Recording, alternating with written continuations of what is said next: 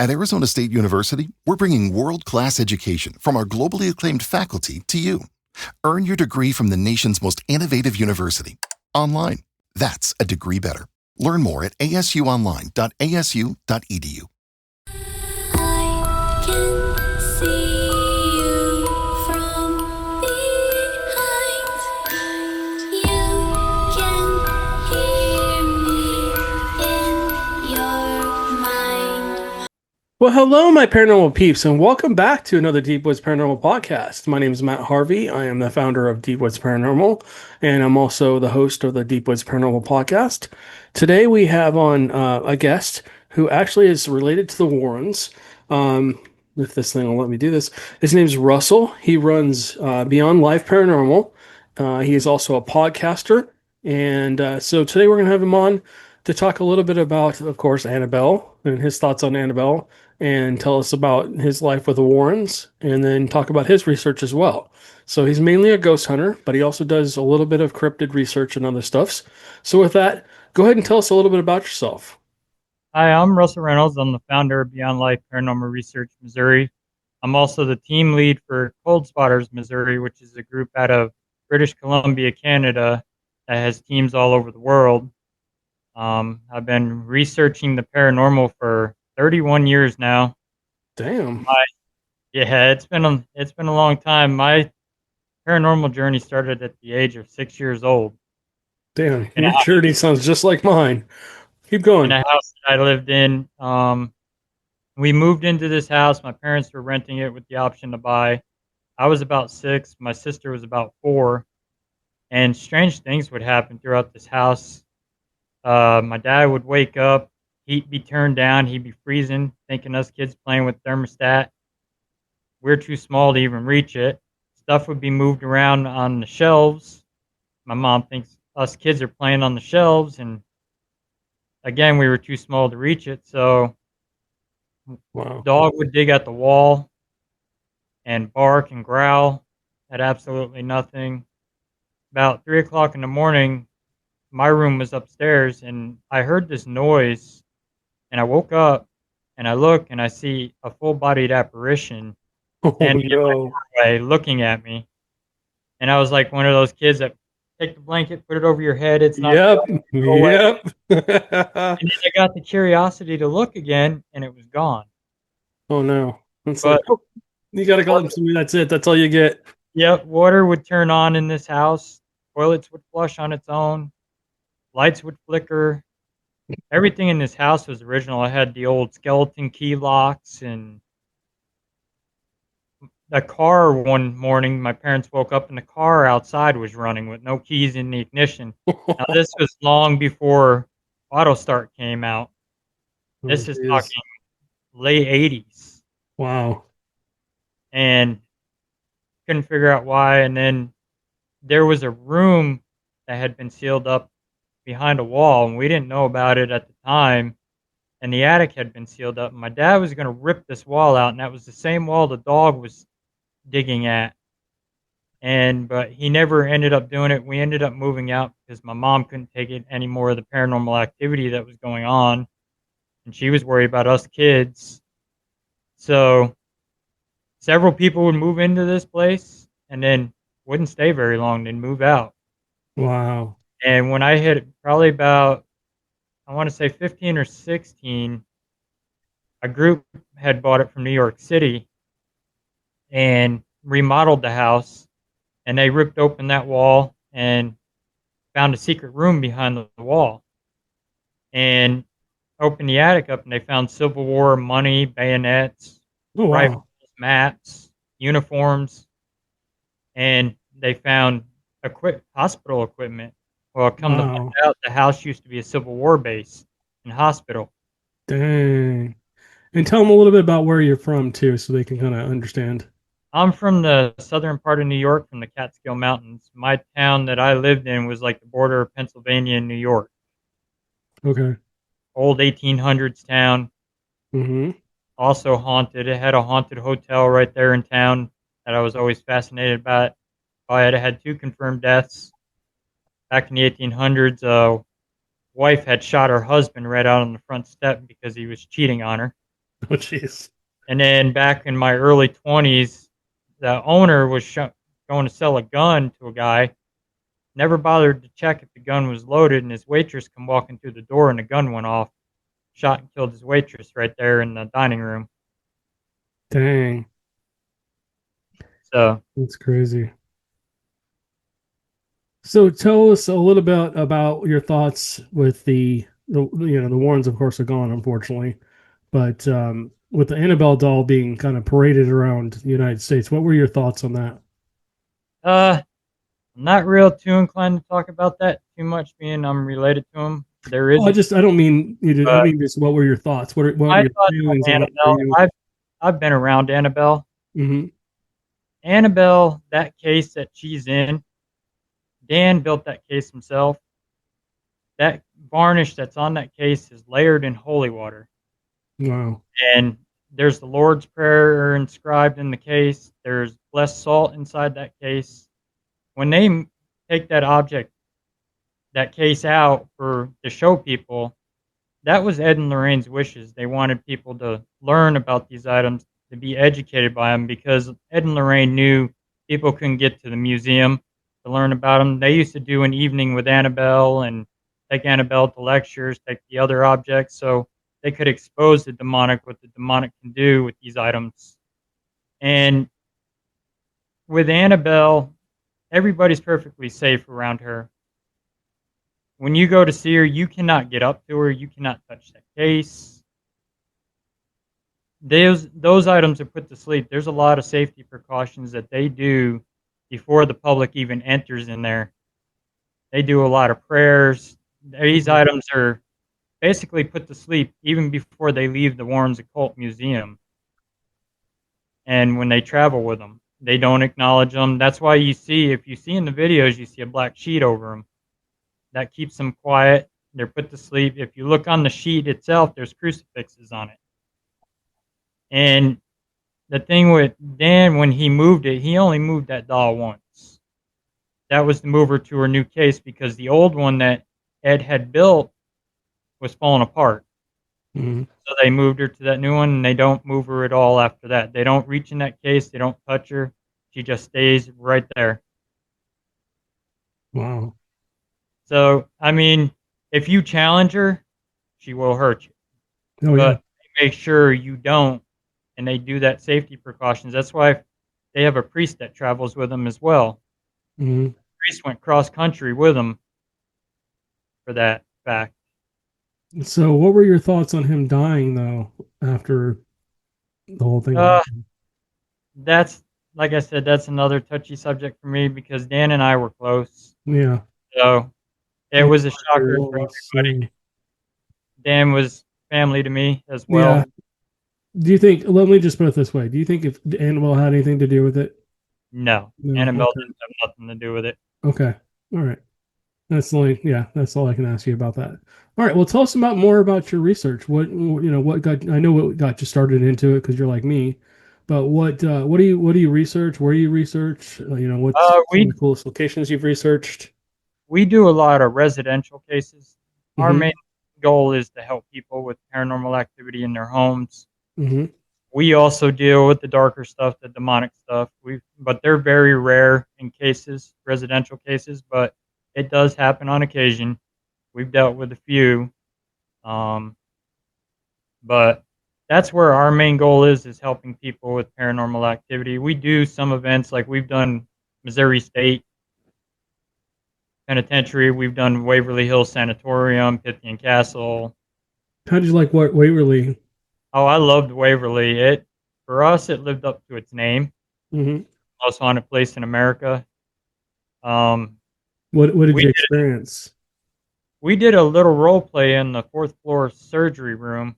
Oh no. And I decided to lay on the surgery table and had somebody wheel me under the light, playing like I was sick. I was coughing. They were yelling for a doctor that we were going to lose them. And we had a motion light sitting in the doorway. Well, that kicks on. Wow. And then we hear some noises. I go to sit up, and I couldn't move. Oh no. I was being pinned to the surgery table. I couldn't move my legs, my arms. It felt like someone had taken their hand were holding me by the chest. And so shortly after that, we hear 2 loud female screams in the hallway just outside the door. And we were there with another team that had invited us. So my notion was, hey, text that other team and find out where they're at, because it could be one of them, because they had females in their group. Mhm. And they answered back. They were on the opposite side of the building, up on the roof on the 5th floor, doing an Estes method. Wow. So they were nowhere near us. And then coming back, because you can only investigate till 4 a.m., we were walking down the hallway, and this white figure, probably about 5 foot tall, comes running directly at us and blows in between 2 of us. Wow. You could feel the static charge make your hair stand up on your arms, and you could feel that cold breeze. Turn back to look, because we were like in shock, like what the hell was that? And it was gone. Yeah. The other team come in behind us, and we asked them, did you see anything come down that hallway? They said, no, Yeah. we never saw it. And then the body chute, we went to the body chute all the way to the bottom, and we were standing down there asking questions, doing an EVP session, and we hear the gate up top. Sounds like it shuts. Oh, wow. That gate's been rusted open, so it doesn't move. Hmm. Held up hello to anybody up there. Nobody answered us. And then we were snapping still photos, and each photo, this black mass was filling up the whole body chute, kept coming down at us. Wow. Sounds like it's a combination of residual and Yeah, there's some residual. 502, we didn't experience anything in 502. Mhm. Everybody seems to experience a lot. We didn't get nothing to go on up there. So tell us about room 502 for people that don't know. 502 was the room where the nurse of Waverly, she was supposedly having an affair with the doctor, and the doctor had gotten her pregnant, and she couldn't take it anymore, and she committed suicide in 502. She hung herself. Yeah. And for people that's never been to Waverly with tuberculosis, none of them doctors or nurses were allowed to leave. They had to live there because of the way tuberculosis was running rampant. Yeah. They were afraid. There was also another nurse that dove off the side of the building because she had a newborn son, and the only way she could see him was her husband had to drive into the parking lot and get out of the car, pick him up, and she'd have to stand on the catwalks of the Waverly and look over the catwalks down to her son. Dang. Told them she couldn't do nothing because she was trapped in there. Yeah. That's crazy. First floor, we had a man that was cussing at us on a spirit box, and then he was setting the mel meter with REM pod off, and 2 K2s all in sync with each other all the way around the table. Wow. And the little history on him, I guess he wasn't friendly when he was alive, so he's just being that way when he's dead. And then I did manage to see the creeper Waverly. Really? What did you see? He's a black figure that crawls across the floor. He was crawling across the outer catwalks on the 4th floor when we started off, and we seen him looking at us, and I called my one friend over, and I'm like, hey, keep the camera pointed at. I'm going to head towards it. And as soon as I headed towards it, it saw me coming at him, went up over the catwalk and down to the next floor.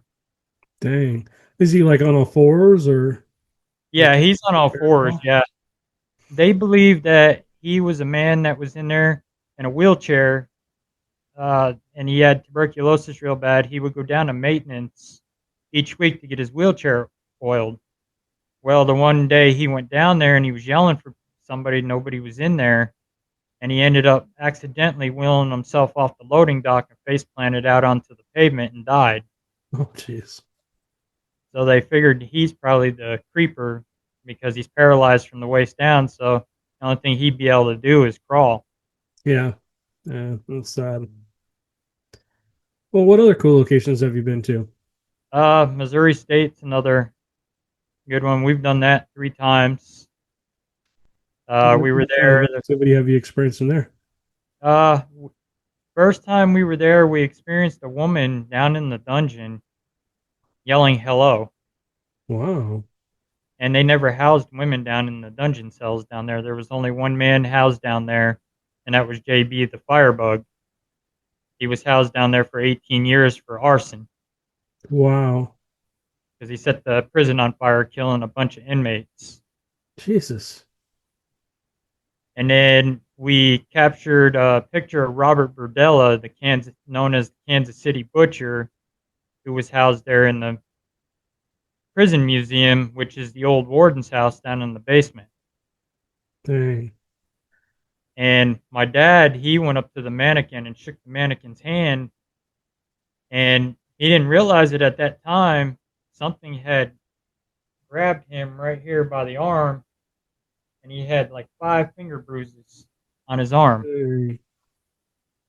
So, and then that night, another experience we had, we were in Cell House 4, and this other team that was also with us, 2 of their members wanted to come with us, and we were like, well, if you're the type that gets scared, you may not want to go with us because I'm sure we're going to experience something. All right. And she's like, no, I like how you guys investigate. I've watched you guys online and stuff. And I was like, all right. So we're in Cell House 4, and prior to that, at dinner, my dad told that girl, you're going to get touched tonight in that prison. Wow. So she kept seeing a shadow figure darting in and out of the cells up top. So I was like, all right, keep an eye on it. I'll head up there and I'll go above you guys and see if I can find it. So I go up on the catwalks and I start pacing the catwalks like a guard, and I get up above them, right behind them, and I hear her yell, God damn it, something grabbed my leg. I was like, don't take offense to this, but you're a woman in a cell house full of Right. prisoners that haven't seen women in probably 40 or to 50 years. Yep. Of course they're going to come after you. And she was a black girl, and Cell House 4 was a black housing cell house. Wow. And that's one of the older cell houses of Missouri State. So after that, we get to solitary confinement, which is Cell House 3. And we get up on the catwalks and start walking the catwalk. And you can hear each one of the cell doors in front of us slamming. Wow. We're shining a light down there, and every one of them are propped open. Crazy. So there's a lot of residual Mm-hmm. in there that we experienced. The second time we went was the Devil's on the Run tour, when Nesper brought some of the objects out and Get Haunted come out, and they did an event out there, and we were investigating in groups for a little bit with Get Haunted and Nesper, and we started down in the museum part they had in Cell House 4 up top, with Wade explaining the items and stuff, and then we went downstairs to the dungeon, to the cell, we call it the in-your-face cell, Wow. because when you're in that cell, you got something that's constantly, if you're in there in the dark, you'll see a figure directly in your face, a black shadow figure. Yep. And so they were doing an Estes method down there. Dan was asking questions, and meanwhile, they were picking up on the Warren's artifacts that were upstairs. Wow. And they picked up Cell 20 and several other things. So we ended up switching out, and then we went to Cell Housing 3 and went down to 3D, whereas they housed the criminally insane inmates. And this is where I first seen the human pendulum being used. Huh. And you take 3 people, you Mhm. got one on this end, one on this end, and one in the middle. The one in the middle is the pendulum. And close your eyes, you clear your mind, and 2 in the front are to stop you. You're the pendulum rocking back and forth. And it's yes and no questions. And Huh. so we started doing that, and my good buddy Joe from Next of Kin Paranormal asked, is there somebody you want to talk to in here? And the person ended up rocking forward for yes. And then we started going through each name, and it wanted to talk to me. Really? This spirit had remembered me from being there the year before. Oh, wow. And she wanted to talk to me. She thought I was nice, and I guess I resembled somebody she might have known. Yeah. And so we kept seeing a shadow peeking around this door frame. And Joe's son, Dom, he's a good little investigator. He kept running down there, and we're like, Dom, stay still. He was getting excited. I was like, Yeah. Stacy, you've got a camera pointed at it. You'll catch it. Just watch it. So we let the rest of the newbies start playing around with the dowsing rods and doing their thing.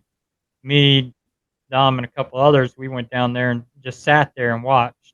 And this shadow just kept going like this around the door, just kept looking at us. Yeah. Seen that before. There's a spirit down there they call Big Boy. Mhm. Stands about 7 feet tall. Yep. Yeah, my friend, one of my researchers, she left our group and then she went and bought that place. Sharon. Oh, Yeah, okay. we know Sharon real well. Yeah.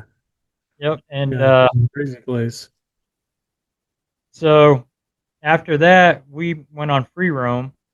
So we decided we're going to go down to the dungeon and try to do an Estes method back in the in your face cell, where we let one person that was an investigator do it, but only we didn't use the spirit box. We put on the noise canceling headphones and their blindfold, and we tapped into our third eye, our sixth sense, and see what we could pick up in our mind's eye.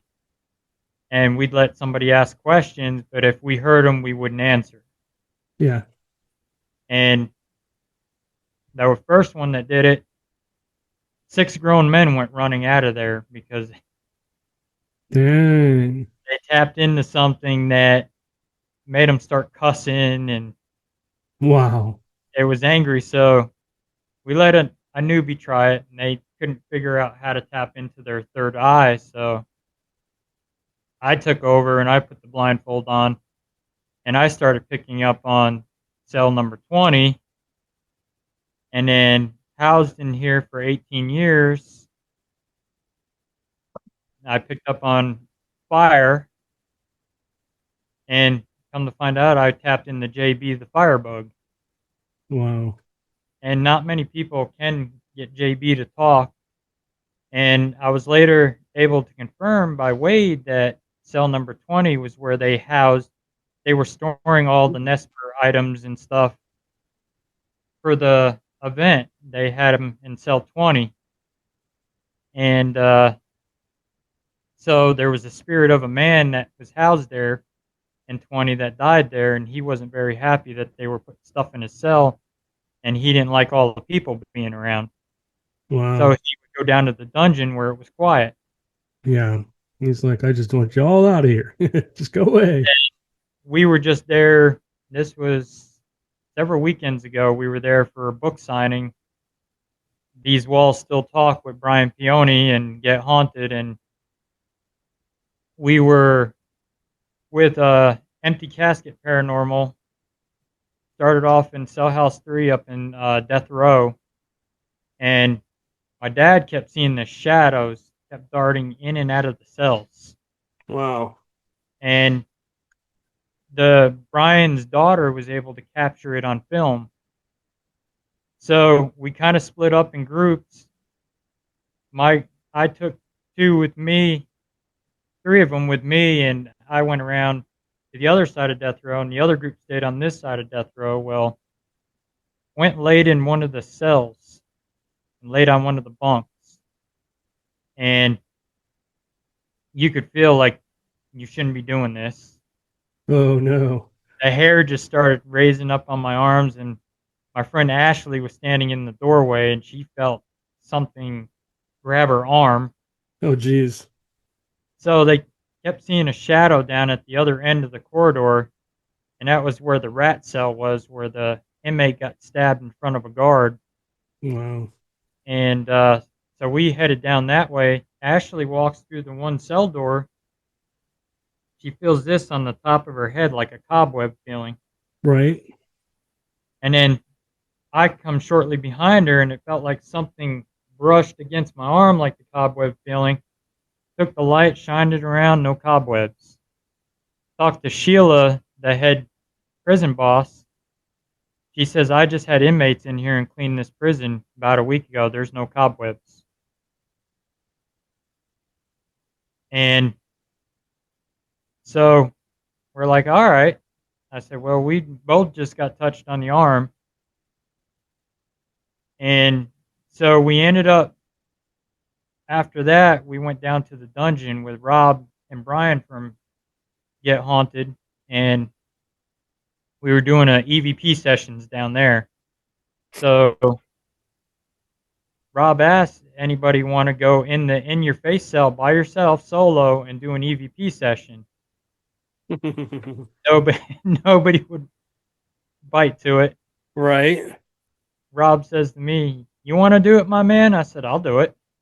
I said, Wow. I've been here before, so I did. And Brian's daughter, she actually got it on, filmed it. Then we played it back, and we did capture an EVP on there. 2 of them. That's cool, man. So we decided to do a little trick Rob did. He said, let's go lights out and see if we can experience a shadow play. And you could see like all these little light anomalies each time when we went dark. We'd see these red light anomalies. We'd see white. Right. And then Brian's daughter was standing with her dad next to him.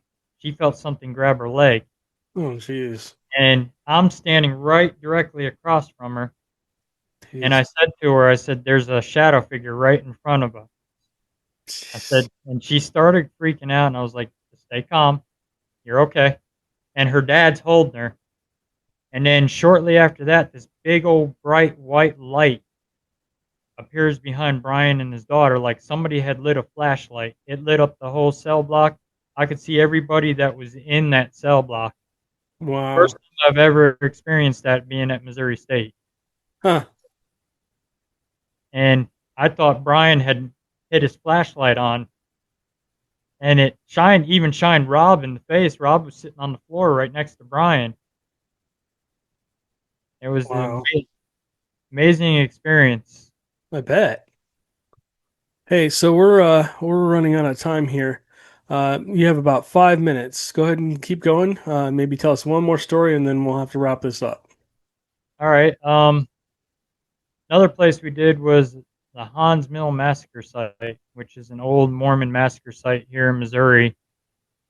And we went out the night of the anniversary, which the anniversary of the massacre is the night before Halloween. Oh, wow. And we were out there, and we had motion lights set up on all the tree stumps out there. And I had my millimeter with REM pod. My millimeter was spiking. REM pod was, and it ended up coming out, and it ended up spiking for some reason. Now there's no electricity down there whatsoever at Hans Mill. Right. So we couldn't figure out for the life of us what was going on. And all of a sudden the spirit box started going crazy. It was like we were being surrounded. Dang. And we Yeah. stayed there for about another couple hours. It was cold. It was pretty cold here in Missouri. And so we ended up packing up, going. And I look, and we had a new girl with us that's never been, this was her first paranormal investigation. Turn and look, and there's a black figure standing behind her. Oh, no. And I didn't want to tell her. She turned and looked, and she started crying. So we ended up walking back to the vehicles. Yeah. And as we're walking, we hear something whistle at us. Turn around and look, and she's like, don't turn around and look. That's how horror movies start. I'm like, we're paranormal investigators. That's what we do. Yeah. We're not going to be afraid of it. Right. And so after that night, we ended up leaving. We're going back for a while now. But because every time the anniversary comes on, it's either during the week or so we're waiting again until it comes back on Friday again, so we can go down there Yeah, again. that makes sense. We definitely have paranormal activity going on between the two of us. I think while you were talking, I felt a cold hand behind my back. It just like somebody came up and just touched my back. It was trying to drain me. I have a lot of haunted objects behind us here on the shelves and the dolls and stuff. I've noticed That one up in the middle, the one up in the right in like the middle of my head here, this one here, she is that. creepy as Yep. hell. I keep the hat down on her head because if you look at the eyes, they literally feel like they aren't turning, Mhm. but they feel like they're following you all around the room. She's just inquisitive. And the little one with the red shirt, dress on, she's mischievous as hell. So I don't know which one it is, but I just yeah, I I just could tell it was messing with collected your some. mic for a minute there. It's like, okay. And she was standing behind me. Sometimes she stands like right next to me here. Sometimes she stands behind me. Mhm. Every once in a while, when I'm doing the podcast, I get EVPs in here. So I always tell people listen back for the EVPs. Also, so people know, our listeners know, if you hear the new word newbie, that just is somebody that's never been on an investigation or is just new to the field, and they're still learning what is going on and maybe never been to a haunted location, and they're just trying to get their feet wet and figure out if this is something they want to do, because it's not for everybody. I guarantee you that. Yeah, she never went back. Yeah, That was her first and very last one. She right. Well, thank you so much. We have Russell with Beyond Life Paranormal. Guys, his link to his website will be down below. Go check out his podcast if you would. Go give him some love. And Russell, we appreciate you coming on today, and we'll have to have you back. I'm sure you have a lot more stories. If you're like me, I think Oh you're like yeah. me. You probably have hundreds of stories, if not thousands of stories. We could talk Oh for hours and hours and hours. But I appreciate you sharing your experiences. Next time we'll talk about some yeah. of your cryptid experiences too. I'd love to hear about that. Yeah, we got a good interesting one just recently that happened. So Awesome. All right. Well, thank you so much, and we will catch you on the next one. I can see